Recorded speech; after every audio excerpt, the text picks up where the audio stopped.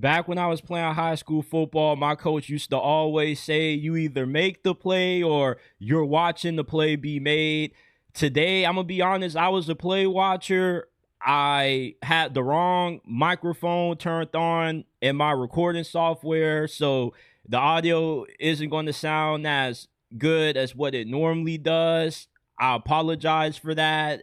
My recording software just randomly decided to update, and every time it updates, it always resets the recording settings for the microphone, and I forgot to double check that before I started this episode, so I apologize if the audio isn't great. Hopefully it's good enough that it still is listenable and you guys can get through it. I was going to re-record it, but everybody that I sent it to, the few people that heard this, said that it was good enough to upload. So you guys will be the judge of that. If it doesn't sound great and you can't stick through it, I understand. Once again, I apologize. Got to do better.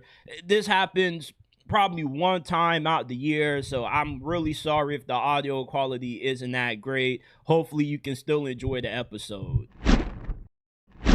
What is up, everybody? Welcome back to another episode of the JT Sports Podcast. I'm your host, JT. I am very amped up right now to talk some college football with you guys. I got jumped on Instagram last night because I still believe that the SEC is the best conference in college football. I don't think the SEC has fallen off just because they've gone 3 years without winning the national championship. Doesn't diminish the 2 decades of dominance that they've had over this sport. And the thing about dominance in sports is when you're too good for too long, people are ready to write you off when you just have a little bit of a down season. Take the Kansas City Chiefs, for example. Look how bad their season went this year, and look at what the narrative is about them now. They're already being written off after one down season when they've been to at least the AFC Championship for 7 straight years. Same thing goes for the SEC. The Big Ten winning 3 straight national championships doesn't oversee 15 plus years of dominance over this sport. I have more to say about why the SEC is still the best conference in college football. Got outlooks for Alabama, Coach Prime in Colorado, North Dakota State, the FCS juggernaut who has won 15 out of 20 of the last FCS national titles, has finally made their long-awaited jump to FBS. They are joining the Mountain West Conference. Got some takeaways on that. And for the first time ever, I am revealing my way too early top 25. Can't wait. If you live, eat, breathe, and die football, why haven't you subscribed to the channel yet? Why do you not have post notifications turned on? We are talking all things football 24/7, 365 days throughout the year. NFL, college football, NFL draft. We just love talking ball over here. Anything pertaining to football, we're going to talk about it. If you don't want the starting quarterback for your favorite team next season to play like Anthony Richardson, do yourself and your squad a favor. Rate JT Sports 5 stars wherever you get your podcast from, Apple, Spotify. The links are down in the pinned comment and description down below. Let's dive into it. I got jumped last night on Instagram, so I got into a very heated argument with a lot of angry college football fans because they're wrong about the SEC falling off. The SEC is still the best conference in college football. Last season, the SEC had the highest winning percentage among all Power 4 conferences, winning 60% of their games. The Big Ten was second. They won 58% of their matchups. The SEC also, when it came to the head-to-head matchups, they were 12-6 against the rest of the P4, which was the best record among all Power 4 conferences. Meanwhile, the Big Ten went 5-7.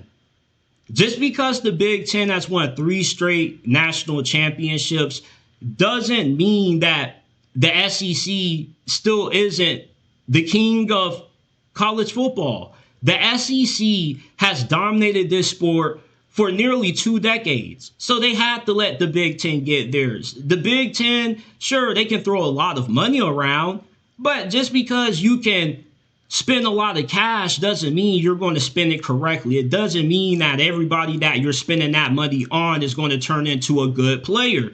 Teams in the SEC are a lot better at high school recruiting, player development, and also being able to utilize the portal if they have certain areas that they've under-recruited at. A lot of teams in the Big Ten are just overindulging on the transfer portal. And yeah, for your Ohio States and your Michigans of the world and Indiana, what about Oregon? When is it ever going to be Oregon's year? Is Oregon ever going to be able to win a big one under Dan Lannon?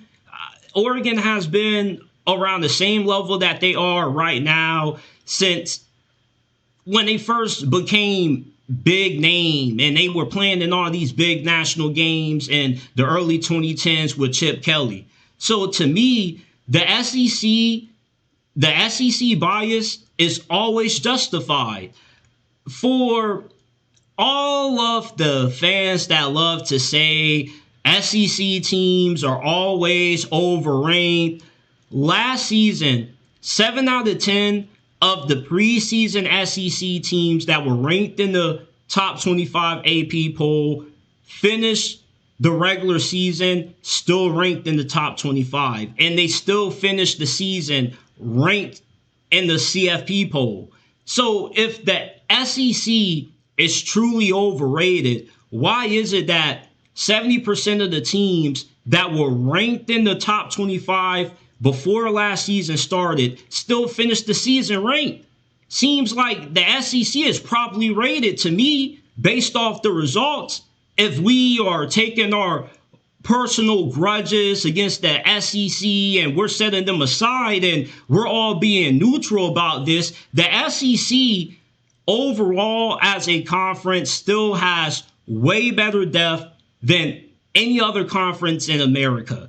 Last season, 2 of the worst teams in the SEC, Auburn and Baylor, 2 of the worst teams in the SEC last year, Auburn and Mississippi State, smashed 2 of the better teams out of the Big 12 last season. Arizona State lost to Mississippi State. Auburn smashed Baylor early during the season.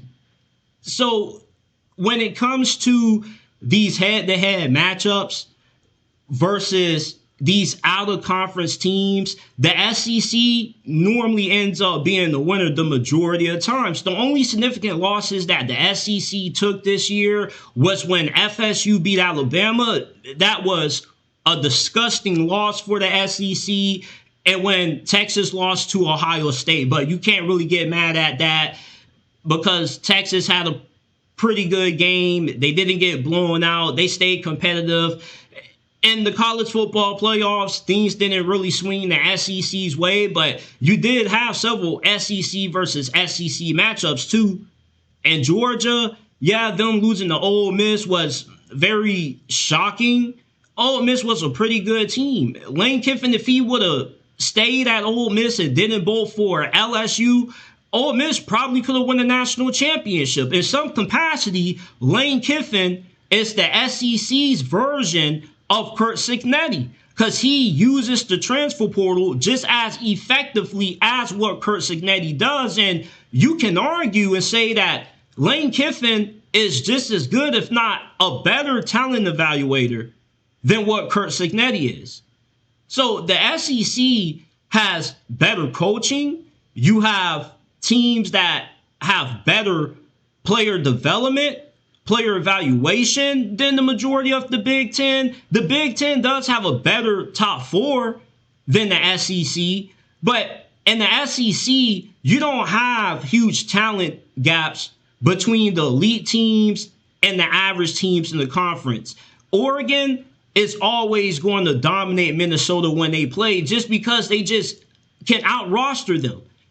Northwestern, same thing. Meanwhile, in the SEC, even if you're playing a team like South Carolina, you're still going to run into guys like Lenore Sellers, Nick Harbor, Dylan Stewart, that when they play their best game, they're good enough to get right with anybody in the country. The SEC also has better overall quarterback play than the Big Ten, which is why you see so many close games and so many different upsets. Because when you have good quarterback play, more times than not, you're going to be in the majority of games that you play as long as you have somewhat decent coaching and an okay roster. Look at Vanderbilt, for example, with Diego Pavia. You take Diego Pavia off Vanderbilt, they may not even be a 6-win team. Diego Pavia was better than the majority of quarterbacks in the Big Ten. Minnesota doesn't get guys like Diego Pavia. Hell, Iowa has been dominating the Big Ten for years without any good quarterback play. Iowa is the only team in the history of football, NFL, college football, whatever football league you want to put them in, that has been able to consistently win with no quarterback. Iowa never wins with good quarterback play. I've never seen anything like it. If you put Iowa in the SEC, they wouldn't even make it to a bowl game. You can't win in the SEC without a good quarterback. And if you put a handful of the SEC teams in the Big Ten, they would be a lot better than what you guys think. The Big Ten isn't the only team throwing money around. The majority of the top 25 recruiting classes, the SEC is normally the teams that have the majority of them. The Big Ten only really has about 3 or 4 teams that consistently are recruiting in the top 10. The SEC has 6, 7. And the SEC has had teams that have spent just as big as bags as what teams in the Big Ten have. And also, I hate the misconception that NIL is the main reason why the SEC is falling off, as if the Big Ten wasn't paying guys under the table themselves before NIL came around. Remember Tattoo-gate, when they were giving players free tattoos and incentivizing them to come play? I mean, Alabama wasn't the only team that was paying guys. Tennessee was giving guys cash out of McDonald's bags. So let's not act like the teams that are spending big money right now weren't spending big money pre-NIL. Everybody was doing it. Everybody that coached under Nick Saban, they were doing the same thing. Guess who they learned it from? Nick Saban. Guess who Nick Saban probably learned it from? The guys who he was under. College football has never been a game about integrity. Teams have always been bending the rules for years. Look at what happened to SMU. They got the death penalty. So let's stop treating Alabama and the rest of the SEC like they're broke, like their advantage is gone, when everybody else was doing the same thing under the table. So the SEC, to me, if there's any conference that has earned favoritism from the committee that deserves a 9-3 team in the playoffs, it's a team from this conference. When you factor in the on-field results, the SEC being 12-6 against the rest of the Power Four, the best head-to-head record out of all the Power Four conferences, also having way more depth, way more quarterback play that's way more better than what you see out of the Big Ten in terms of 7, 8 guys that are at least solid starters. Meanwhile, in the Big Ten, you got guys that flat out are just holding their team back. They're handicapping their programs. The SEC has proven that you can't judge this conference with everybody else. You can't put the SEC in the box with the Big Ten, the Big 12, or the ACC, because they're just boxing at a different weight class than everybody else. The win percentage on the field shows it. Still the highest winning percentage among all Power Four conferences. Still dominating the head-to-head, 12-6. Big Ten went 5-7 against the rest of the P4. So this narrative that the SEC has fallen off, it's just simply not true. This is the most underestimated and disrespected that Alabama has been in over 2 decades. So there's a consensus way too early top 25 composite of all the media outlets, CBS Sports, On3, ESPN, you name it, who have done a way too early top 25. They put them all together and they averaged out where all the teams were ranked at. And Alabama came in at 16, which absolutely flabbergasted me. Why is Alabama seen as a program that's on the decline, despite making it to the SEC championship game as the 1 seed, winning the game in the college football playoffs, and finishing with a better record in their second season under Kalen DeBoer than what they did in year 1? Why are they being crucified for having a successful season despite being flawed? They weren't a perfect team. Nobody was a perfect team outside of Indiana. There were a lot of flawed teams this year. Ohio State was flawed. Miami was flawed at a certain point during the season. There were numerous teams other than Indiana that you had some concerns about how far they could go in the playoffs. Alabama, going into 2026, this program is trending up. Kalen DeBoer, it's funny how anytime a big-time job opening comes available, said fan base wants to get Kalen DeBoer. He's always listed as a high candidate. But yet, anybody else that doesn't want Kalen DeBoer, that doesn't need a head coaching opening for the school that they root for their favorite team, they're saying this dude is going to get fired in 2 years when Alabama is still bringing in top 3, top 5 recruiting classes. They still are elite at player development. They still are winning big games. Kalen DeBoer has the 3rd best record in over 6 years in ranked matchups. Kalen DeBoer also beat Kirby Smart this year on the road in Athens. Ended Georgia's 5-year home game win streak. And yet, we're acting like Alabama is just this scrub team, like they're just a B-tier team. Alabama is still good enough to win it all. If Alabama is able to improve the line of scrimmage, which they definitely went heavy in the transfer portal at addressing that issue, they have a lot of offensive linemen, defensive linemen that they're bringing in out of the portal. You should be much better running the football with what you have coming back at running back. Look out for number 4. Number 4 at running back for Alabama is going to be a beast. He had a few games where he kind of helped Alabama late down the stretch in the 4th quarter. He's a bruiser. He has really good hands coming out of the backfield as well. Look out for number 4 at running back for Alabama this year, bro. Also look out for Keelan Russell if he ends up beating Austin Mack for the starting quarterback job. Keelan Russell is the kind of player that you put him in the Kalen DeBoer scheme with his physical tools and his athleticism, this dude is going to explode.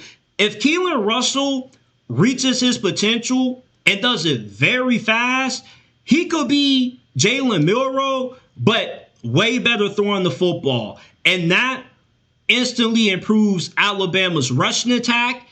It also improves their chances of making it back to the college football playoffs and putting them in the national championship conversation. Ty Simpson, his play dwindled down the stretch of the second half of last year.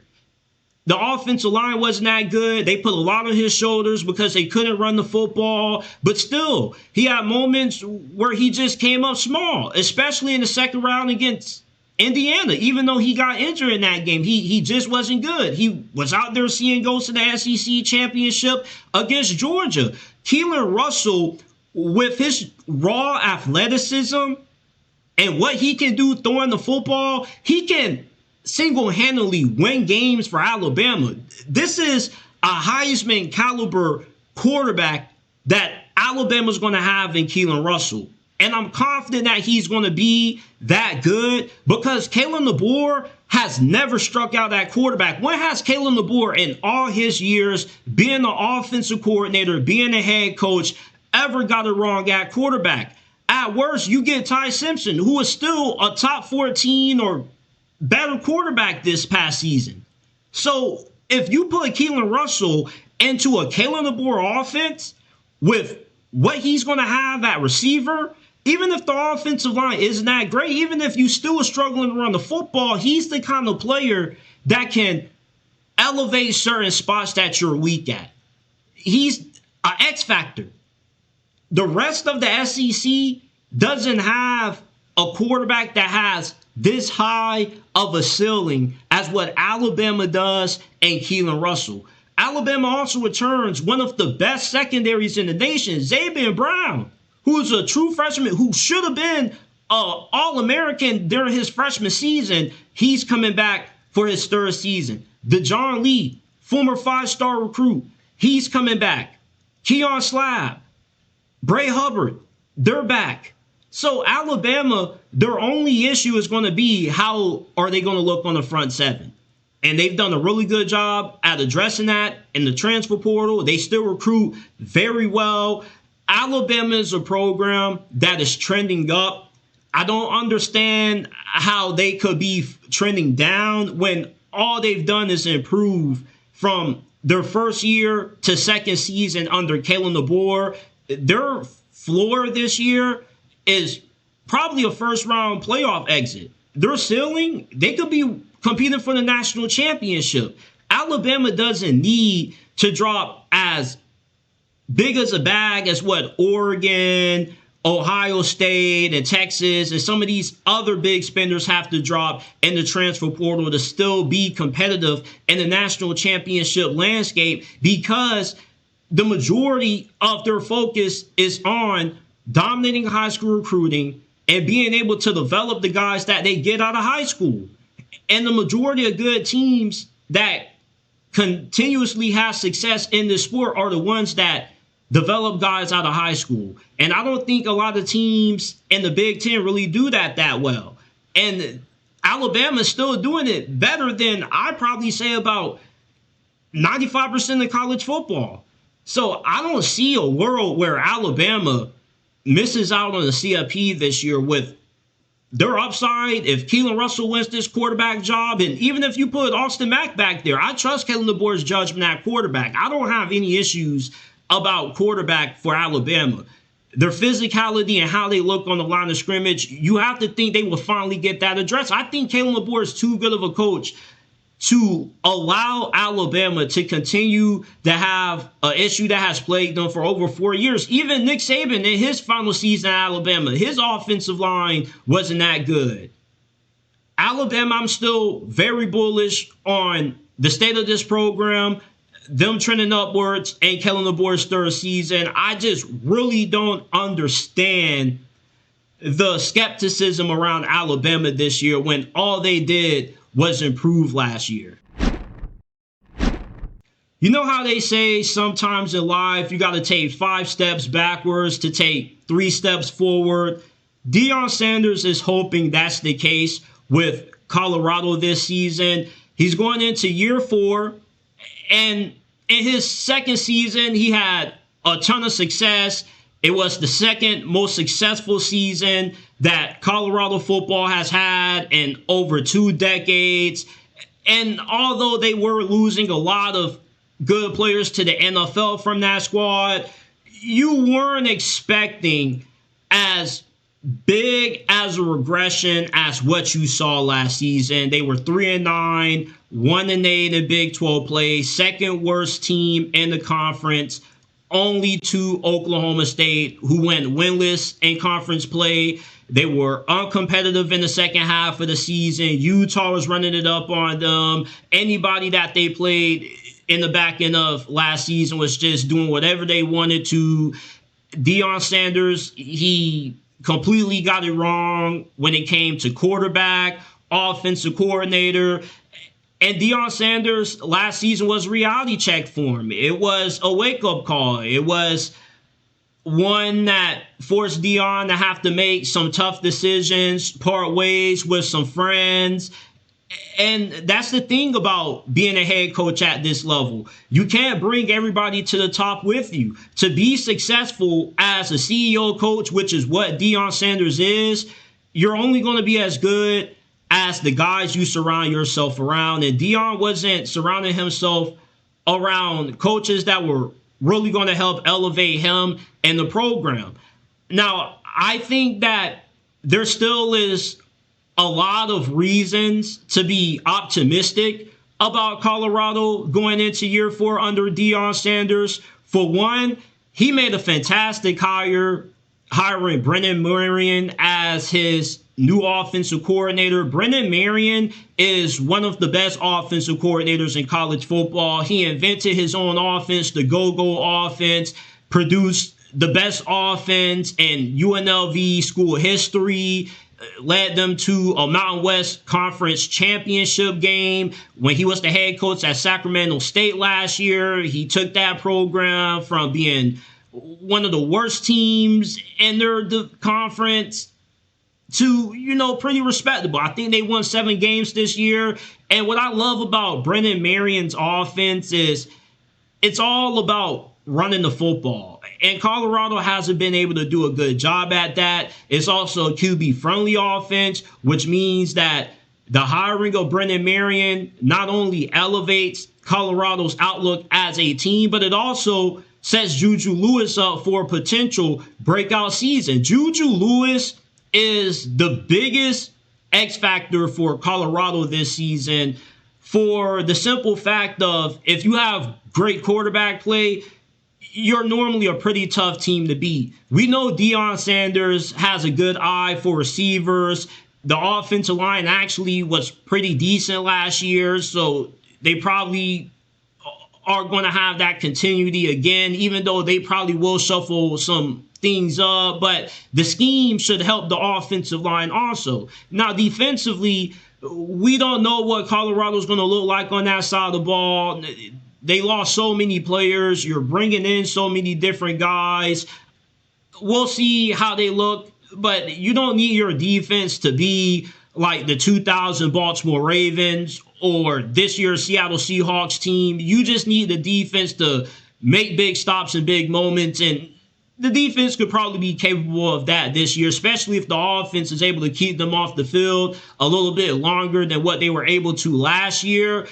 I think that the worst case scenario for Colorado this year is they completely bottom out and they win only 2-3 games. They have a way tougher schedule this season. I do think that more than likely they win 6 games. You got Juju Lewis. Brennan Marion is a really well-respected offensive coordinator. So if those two guys alone, I think Colorado has a very decent chance of making it to a bowl game. Best case scenario, they win 8 games. Their schedule still is really tough. They're playing 5 of the 6 top teams in the Big 12 this season from last year. So there is a chance that, if this is a better team than what we saw last year and they truly got it right with their new OC and Juju Lewis is as good as what he was advertised coming out of high school to be, Colorado could be a above average team in the Big 12 this year. Could they possibly compete for the Big 12 title? Probably not, since they don't have the amount of money as what Texas Tech is spending, and Texas Tech also is a well-coached team, so you're going to need a miracle for that to happen. But I'm still pretty bullish on the future of Colorado under Deion Sanders. I'm confident that he'll right the ship this year. North Dakota State is making their long-awaited jump to FBS. They are now football-only members of the Mountain West Conference starting as soon as this season. This transpired very quickly out of nowhere. I'm waking up, I'm scrolling Instagram, I see the news. North Dakota State is interested in joining the Mountain West Conference. And it seemed like 30 seconds later, it was official. They were now in the Mountain West Conference. The only disappointing thing about North Dakota joining the Mountain West Conference is They're not going to be eligible for the conference championship game or any postseason games, college football playoffs, bowl games, due to the stupid, dumbass 2-year transition rule that the NCAA has. Now, the NCAA's reason for why they don't allow FCS teams that make the jump to FBS to be eligible for the postseason right away is that they want to give them a little bit of time to get their funding and facilities right so they can meet FBS standards. But if North Dakota State didn't have the funding nor the facilities, then I don't think that the school would have felt it would have made a lot of sense to make this move. And North Dakota State is pretty well funded. They got a very big fan base.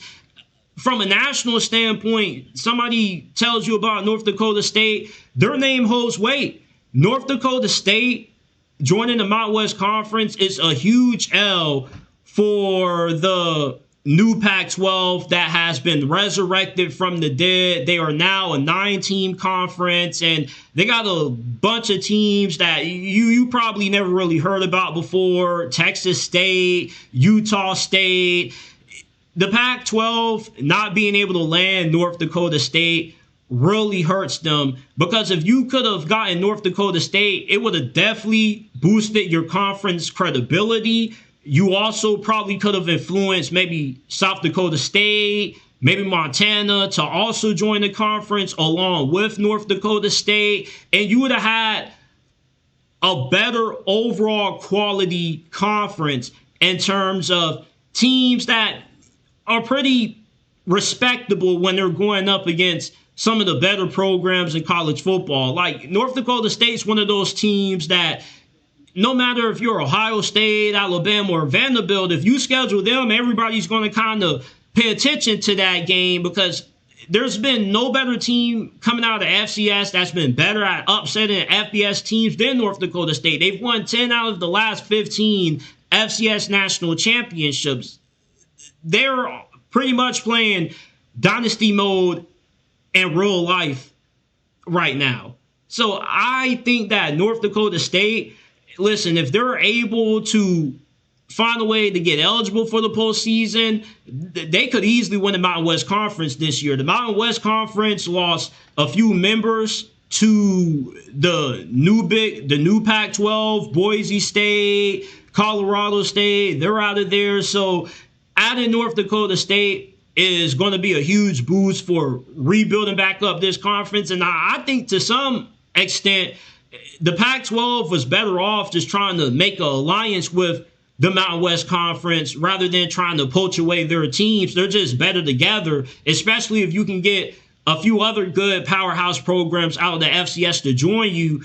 So, listen, if you're the new Pac-12 commissioner, you should be kicking yourself right now that you weren't able to add North Dakota State, because right now, yeah, the name Pac-12 is still going to get people a little bit interested in your conference, but along the course of the season, eventually the nostalgia factor of the Pac-12 is going to wear off, because who wants to watch Utah State or Texas State? You know, I didn't really understand making those additions. I guess they just had to add who they can to survive, but it just seems like they're picking up scraps, throwing shit at the wall and hoping that it sticks. They fumbled not adding North Dakota State. I am very amped up right now to release the first ever way too early top 25 in the history of the JT Sports Podcast. We've never done this before until now. And basically, this is my early projections for how I feel this upcoming season is going to go. If it was to kick off today and end, this is how I feel the top 25 field will look. Starting off with Auburn at 25. Look, I believe in Alex Golesh and Byron Brown. Alex Golesh was one of the best head coaching candidates available during this coaching carousel. I was very shocked that Auburn was able to land him, since he was predicted initially to be tied to Arkansas, but Auburn came in last minute and gave him a bigger offer. He brings Byron Brown, the best quarterback out of the G5, which if USF was able to keep Alex Golesh, Byron Brown probably would have went to a bigger program. I think that he's going to be one of the best quarterbacks in college football this year, with him having a way better supporting cast and having a few USF teammates following him to Auburn. I expect him to be one of the better quarterbacks in the SEC. Alex Golesh also was able to retain DJ Durkin, so Auburn should still be pretty good on the defensive side of the ball. The only huge concern with Auburn is they got a huge portal haul that they're bringing in. They have to overhaul the roster. They lost a few more guys than what many expected. I expect Alex Golesh to have a very successful first season coaching at Auburn. Utah, I'm a lot lower on the Utes than most, only since they lose Kyle Whittingham. And although their new head coach was their head coach in waiting for a few years, Kyle Whittingham is one of the most winningest coaches in college football over the last 15 years. So I do think that there could be a little bit of a drop-off. They do bring back Dan Pierre.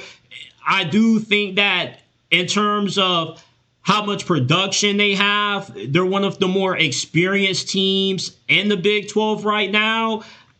Could they possibly win the Big 12 this season? They'll definitely be up there.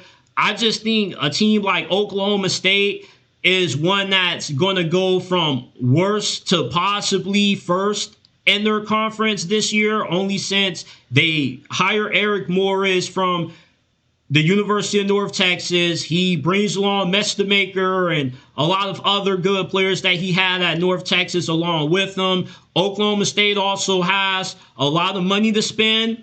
They didn't really have that much love for Mike Gundy. So once he got fired, they were willing to open up the wallets and start throwing some of those money bags out. And you could say that Oklahoma State is one of the most improved teams entering this upcoming season, just with how drastically they've been able to overturn this roster with so many players that are following Eric Morris to Oklahoma State from North Texas. The Big 12 is one of those conferences where there's always going to be a certain team that kind of is a wild card that you don't see coming. Oklahoma State very well, to me, will be that team. Ole Miss, I don't know what's going to happen with Trinidad Chambliss. If he comes back, I'll put them in the top 15. But even if he is able to play, I still don't really trust Pete Golden, defensive-minded coach. His defense didn't really look that good in the playoffs, got carved up against Miami. Georgia was working them. They also got a very difficult schedule. They're playing LSU early out the gate. So Ole Miss is one of those teams that, just with a new coaching staff, a very difficult schedule, I don't know if they are going to be a back-to-back playoff team. South Carolina is the most underrated team in college football right now. Yes, they had a down season last year, but when you're a school like South Carolina, you don't have the big NIL funds like some of the better programs in college football. You're liable to have a season like that. But South Carolina has also showed that they're good enough to have seasons where they could be a 9, possibly 10-win team and compete for a playoff spot. And they have 3 of the most freakish athletes in college football on their squad. Lenore Sellers, Dylan Stewart, Nick Harbor are the kinds of players that, if they play their best game, all 3 of them combined are good enough to beat the majority of teams in college football. Just with that kind of athleticism and talent, if their new offensive coordinator hire works out, South Carolina is going to be a very dangerous team this year. They return a lot of production. I think that South Carolina is going to be a very formidable team this season. Tennessee, even if they don't get Joey Aguilar back at quarterback, with the offense that they run, it's just so quarterback friendly. regardless who ends up winning that quarterback battle, it's a three-way race going on right now for that job. I trust Josh Heupel to get quarterback right. Tennessee also does run the football pretty well. They hired Jim Knowles as their defensive coordinator. Jim Knowles, being Tennessee's new defensive coordinator, has kind of gone under the radar a little bit. If he can maximize the kind of talent that they've been recruiting on that side of the football, they got a very good front seven. Their secondary could be pretty good. With how explosive that offense is, if that defense can just hold you to at least 23 points, they could be right back in the college football playoffs this year. The big storyline for Tennessee this year is, can you break out of the B tier in the SEC? They're in the B tier because they're a team that has the potential to be a playoff team, but they're not a consistent playoff team year to year. This season, if Jim Knowles ends up reverting back to what he looked like when he was at Ohio State, and they can get some good quarterback play, Tennessee could be a 10-win team. And they could be one of those teams that maybe they win a playoff game or two and they get hot at the right time. I love the hiring of Matt Campbell by Penn State, although it came a lot later than what it should have. Matt Campbell imported Iowa State. He took the majority of his best players from Iowa State, and he brought them to Happy Valley. Now, how good is a top half Big 12 team in the Big 10? I think it's at least an 8-win floor when it comes to Matt Campbell. He already will have a lot of continuity. Penn State also has a lot of money to spend, so he also got working in the transfer portal, so he brings in some pretty good portal guys. And they also got a very easy schedule. Penn State doesn't have to play Oregon, Ohio State, or Indiana. So there's a possibility that maybe Matt Campbell gets Penn State in the college football playoffs. You avoid three of the best teams in this conference. So Penn State at 19, I don't think that's too bad.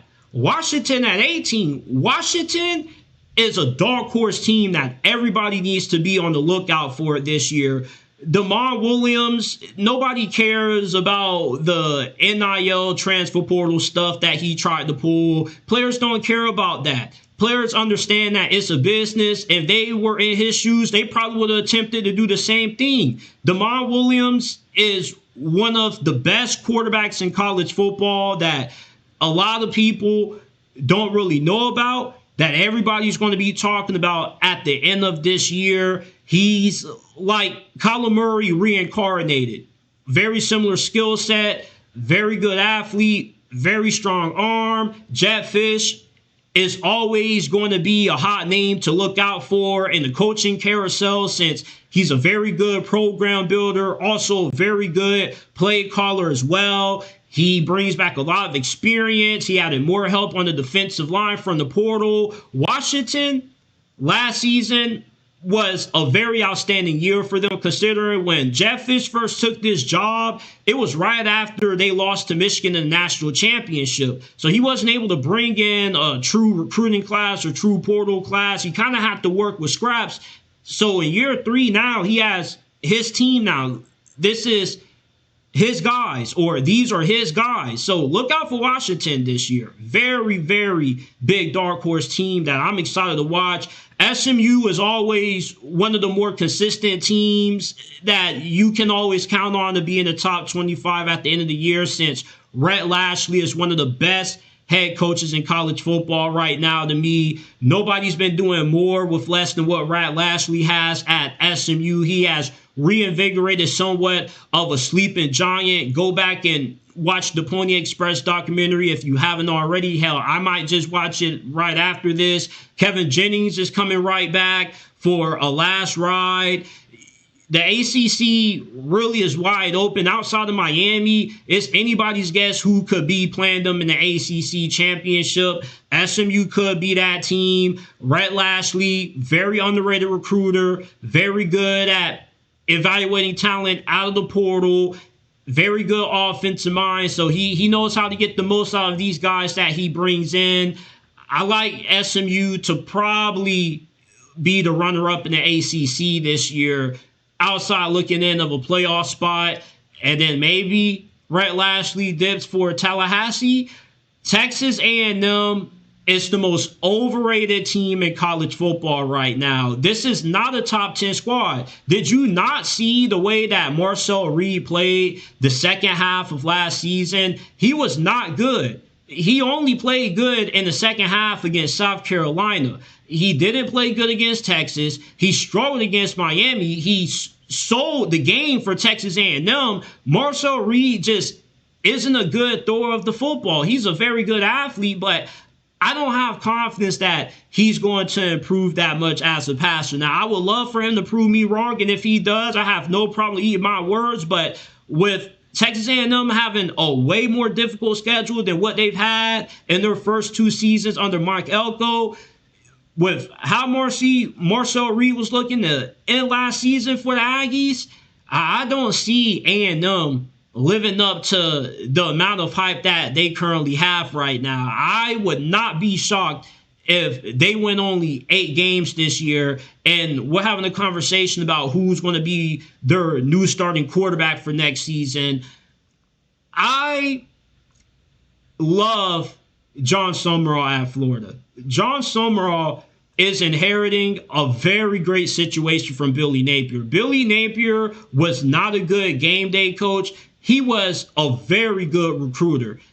John Summerall did a great job at retaining the majority of Florida's best players. Florida also brings in some pretty good competition at quarterback this year with a very good offensive coordinator that they hired from Georgia Tech. You got Jaden Ball coming back, so expect him to have a monster year. Their defense loses a good amount of guys, but I still think that with what Billy Napier has given John Summerall, Florida has enough talent to hit the ground running right away year one under John Summerall, and maybe they upset Georgia. Hell, they nearly beat Georgia last season, so I wouldn't be shocked with better coaching if they were able to upset Georgia this year. I don't think that the gap between Florida and Georgia has ever been smaller than what it is right now, and that was evident with how close last year's game was. And if John Summerall is an upgrade from Billy Napier, that could be the difference in winning a close game like that. Florida definitely has one of those 9, maybe 10 win-ish kind of vibes around them if everything goes right. I believe in John Summerall. I was really excited about the hire. I really believe that he's going to be the guy that can finally get Florida back on track. USC, Lincoln Riley has no more excuses anymore. If USC is in the playoffs this year, it might be time for them to go their separate ways with Lincoln Riley. They returned the 6th most production in college football this year on defense. They got a ton of depth and talent on the defensive line. Plus, they hired Gary Patterson as the defensive coordinator. Jedemiah Yava is the second best quarterback in college football. This dude throws the deep ball better than anybody else. He's like Caleb Williams, but a little bit less athletic. I think that Jedemiah Yava could be a potential finalist for the Heisman Trophy this year. I think that he's that good, and USC's floor is pretty high with him. But you just don't know if USC is just going to be at the level that they need to be on the line of scrimmage to really make some noise. But I'm not writing off Lincoln Riley. I still believe in Lincoln Riley. It's just one of those seasons where you got to have it, man. You got to show something. And he won 11 games his first season at USC. So if he did it once, he can definitely do it again. No more excuses for Lincoln Riley. I have them at 14. Maybe I'll bump them up a little bit higher throughout this offseason. I believe Michigan could be a playoff team year one under Kyle Whittingham. Kyle Whittingham is one of the winningest coaches in college football over the past 2 decades. He turned Utah into one of the better programs in college football, despite them not really being a big brand when he first took that job. He elevated that program to heights that they never reached before. I think that with Michigan, Bryce Underwood in year 2 with way better coaching, a way better OC. Michigan finally got the brothers some wide receivers. He's going to have a breakout season. And Bryce Young, we saw what he did at Alabama his first season when he took over the reins. I think that Bryce Underwood could kind of have a season to what we saw out of Bryce Young, where he just burst on the scene, and he was the reason why they were able to win a lot of close games. I think that Bryce Underwood had a really good true freshman season for a guy that was just fresh out of high school. Michigan had a pretty good record. They won 9 games.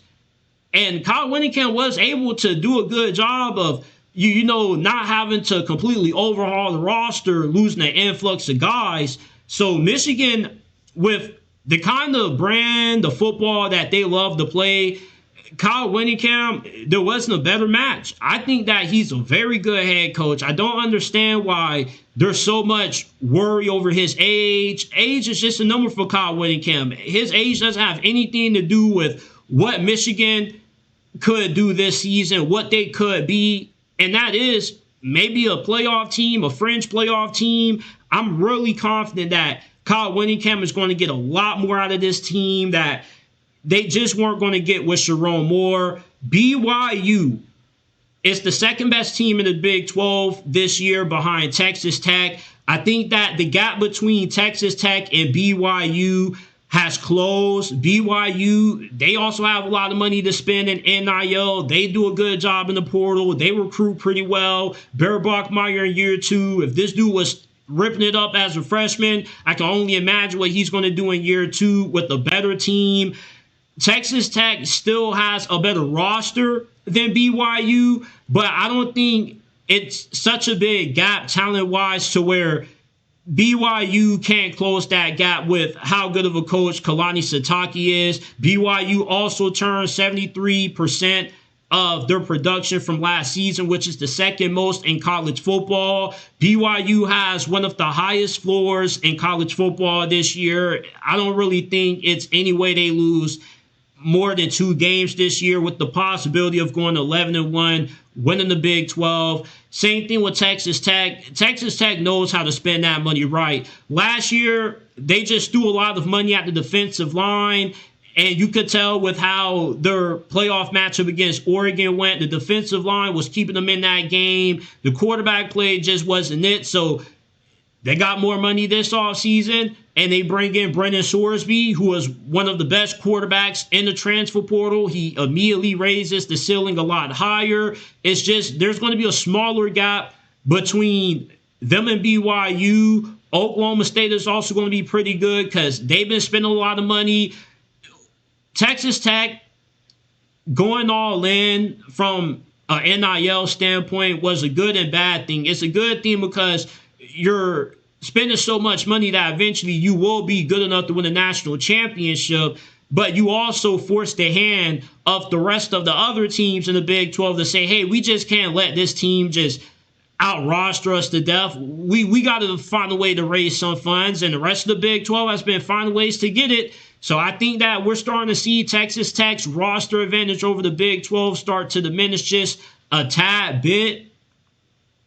At number 10, I have Oklahoma. Oklahoma, to me, can only improve. John Mateer, if he stays healthy, he could end up being as good as what he was expected to be when he first arrived in Norman around this time last year. And I thought that he was playing some pretty good football until he had that injury. And when he came back, he was just not the same player.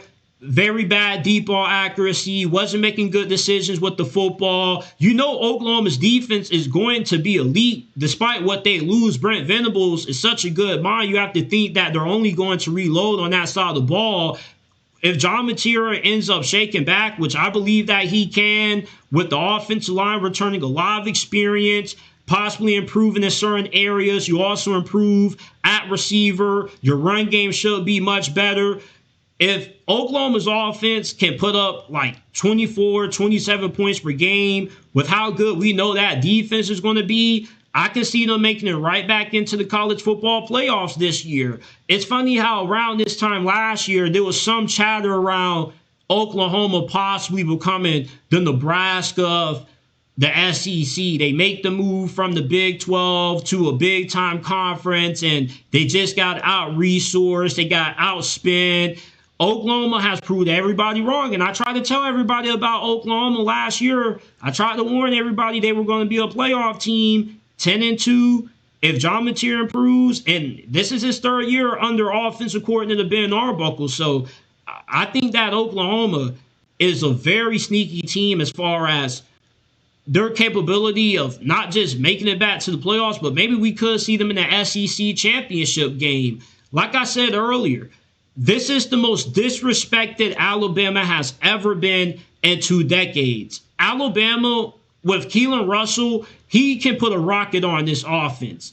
Kalen DeBoer has never struck out at quarterback. So it's right to assume that if Kalen Russell wins the job over Austin Mack, that he is going to take this offense to a level that they haven't been able to reach in some while. Kalen Russell can improve the biggest issue that Alabama had last year, their inability to run the football, because he kind of has like a Lamar Jackson kind of skill set to his game. He's so physically gifted running the football. He also has a very good arm. And with the receivers that Alabama is going to be surrounding him with a possible bounce back year from Ryan Williams, with how much they've invested into the transfer portal, improving their offensive line, improving the line of scrimmage, I don't think there's ever been a better time for Alabama to come back and show everybody that we're still Alabama, you still can't roll over the tide than this year. We seem to not understand how good of a coach Kalen DeBoer is.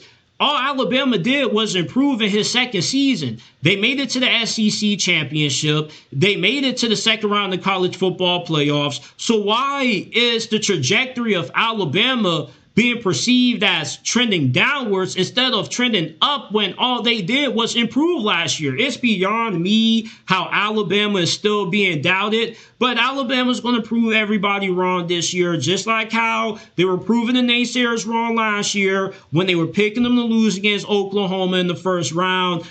I really don't know about Indiana. I'm not questioning their floor. I still believe they will be a 10-win team. They got the best coaching staff in America. And when you are such a great team when you have such a great coaching staff, you can easily overcome losses. They have the #1 transfer portal class. Josh Hoover comes in from TCU, one of the better quarterbacks in college football. Nick Marsh, really dynamic receiver from Michigan State. I don't see Indiana making it back to national championship game, but I definitely see them being right back in the college football playoffs. But they just lose so much that with that experience, are they going to be just as disciplined and fundamentally sound this year as what they were last year? When you lose so much experience, you can reload, but you might not be able to get as much out of this year's team if you're Curt Cignetti than what you did last year. So I don't think Indiana's ceiling is as high as what it was last year. Notre Dame at #7. Now we're entering the range where it's anybody's game from this point on. Anybody that's ranked over this could win a national championship. Notre Dame can win a national championship this year. Notre Dame has one of the best defenses in college football, great corners, a phenomenal defensive line. And then you look at what they bring back on offense. CJ Carr could be one of the best quarterbacks in college football this year, potentially one of the first quarterbacks taken off the board in the 2027 NFL draft. And Notre Dame only gets better. Despite them not making it to the playoffs last year, which they should have been in the playoffs, it's a travesty that they got left out. Hey, look, that put a chip on this program's shoulder. They're going to come out with something to prove. They have a backloaded schedule. They got to play Miami. They got to play SMU. So they're going to have a few tough games in there, but I think the floor for Notre Dame is a lot higher this year than what it was last year. 11-1, I can't see Notre Dame losing no more than one game, maybe two at the max. Do they get into the playoffs with 2 losses? I don't really think Notre Dame wants to go down that rabbit hole again. You got to go 11-1. I think that loss probably comes to Miami. Miami just might have your number. Notre Dame has recruited so well that now you're getting into the period of Marcus Freeman's tenure where you're going to start seeing his elite recruiting really pay off on the field. They have a lot of sons of former NFL Hall of Famers on their team. So there's something a little bit magical going on down in South Bend with Notre Dame. I wouldn't be shocked if they win a national championship. Georgia also is a team that could win a national championship this year. They retained a large majority of last year's team. Kirby Smart always puts Georgia in the puncher's chance range of winning it all. Even if Georgia isn't in the national championship game, you can at least count on them being in the second round of the playoffs. Now, they did bring in a small transfer portal class, but Georgia relies more on player development, recruiting well out of high school, developing those guys than they do on the portal. So the portal is just, we got a few positions. We need a guy or two to plug in, fill in somewhere. That's when they bring in the transfer portal guys.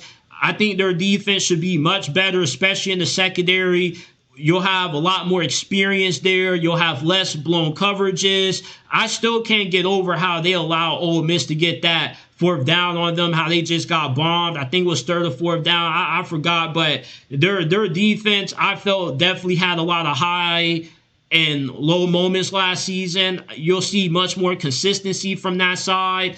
Georgia, with them also getting Gunnar Stockton back, offensively, they're still going to be as good, if not maybe better. I love what they have at running back. Their offensive line is also pretty talented. Receiver, you know they have talent there, but we don't really know the names who are going to emerge yet.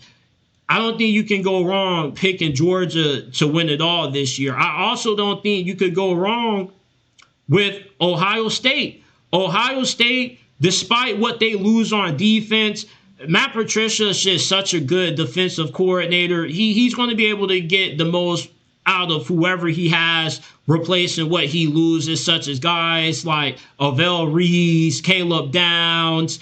I also can't count out a team that has J.J. Smith and Julian Sand. These are like two of the five best players entering next season in college football. And when you have these two guys, Jeremiah Smith's ability to just take over a game, to break it open, as long as Ohio State can improve that offensive line, which you have to think the offensive line should be much better now since it's been a lingering issue for the last 2-3 years, they still have the second best roster in the Big Ten. There's a sizable gap between them and everybody else in the conference. And even though their schedule is a lot more difficult this season than what it's been in years past, I still don't see a world where we see Ohio State lose more than 2 games.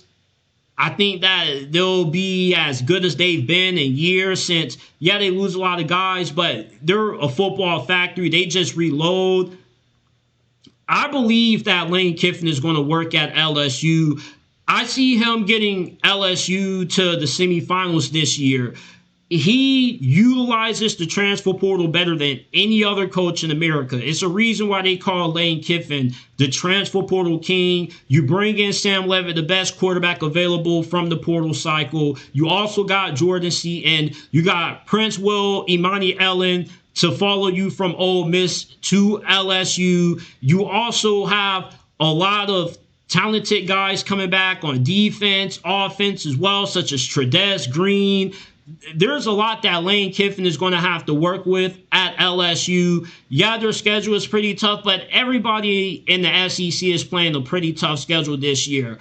The Lane train is going to be chugging at full steam this year. You better go ahead and grab your tickets and hop on that Lane train before the tickets sell out. I already got my ticket, and I think the seats are going to get pretty full over these next couple of months. The more we start getting in the spring camp, fall camp, and people start seeing more of what I see in LSU, they're going to start coming around on LSU. You'll look at LSU and say, JT, how are they the 4th best team in college football, and say that I'm crazy, but I think it's going to age pretty freaking well. Miami is the 3rd best team in college football right now.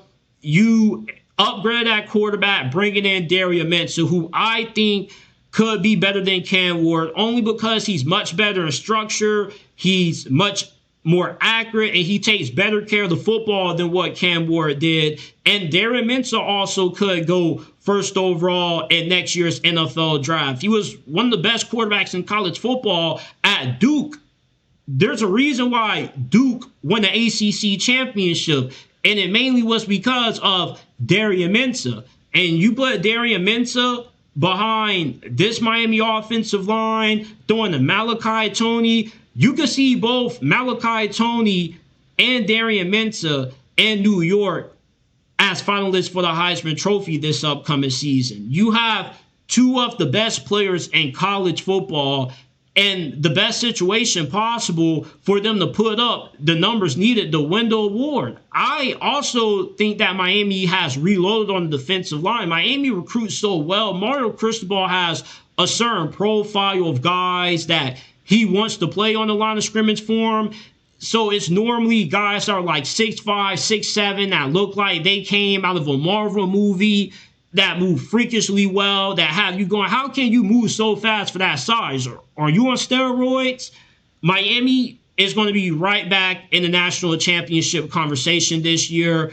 Oregon, they return 70% of their production on defense this year. You also get Dante Moore back, a lot of the receiver talent, along with the healthy Evan Stewart. How's that offensive line going to look? That's going to be the big question. How is the new coaching staff going to look, having to replace two coordinators that took head coaching jobs? I still believe in Dan Lannon. Dan Lannon is only 39 years old. He's about to turn 40. He's just so young, and he's still kind of learning on the job, but he's had Oregon right there. It's just eventually Oregon is going to have their moment. And this very well could be with Dante Moore coming back for a second season. I think he definitely could take a really big leap, and he was already pretty good last year, but last year was really his first season as a starter, so he was still getting his feet wet. He was still growing, so you can definitely expect a huge leap out of Dante Moore this year.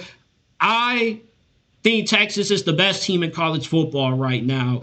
Texas has a team that is just too good to fail. If they don't make it to the national championship game, they will be justified in firing Steve Sarkisian. With how much money they've been spending in the transfer portal, you pair Ryan Ringo with Cam Coleman, who the hell is going to stop that this year with Arch Manning slinging the rock? And it looks like Arch Manning has finally started to hit his stride, which is scary. They also are ninth in returning production with an experienced offensive line, which their offensive line was up and down last year, with them having a lot more experience and being better at that position. That's really going to crank this offense up a notch. They also hired Will Muschamp as their new defensive coordinator. And Will Muschamp, we know one thing about Will Muschamp. He's going to have an aggressive defense that really gets out of you, that really gets after you. And Texas has a very favorable schedule. They play 7 out of their first 8 games to start this season at home. So there's a lot of big games that they're going to have home field advantage in. And normally when a team like Texas ends up popping off, it's because they got a break in their schedule. And I think that this is the year that we can truly see Texas finally live up to the preseason hype and win it all. But this is it. This is my way too early top 25. As I said, I'm going to be dropping a lot more of these throughout the off season, but leave your thoughts down in the comment section down below. Drop your top 25. If you're going to criticize mine, I got to see how yours is looking.